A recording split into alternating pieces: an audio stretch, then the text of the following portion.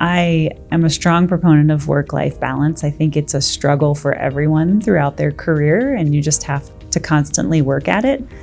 As a person who doesn't have any children, I've really struggled with not having a reason, picking up my kids from school, helping them with their homework, making them a healthy dinner, to take a break from work. But I think it's important for those of us who don't have children to remember that we are important and we can only give back to our clients and our team members if we take care of ourselves. So having work-life balance and taking care of yourself, if it's leaving work early to go to the gym and working later, or taking a walk because it's a really nice day outside and you really just need a break, reading your favorite book because you just need to disconnect for a little bit. I think finding what that means to you and having a support system to help you implement it and help you remember that it's important is key to work-life balance.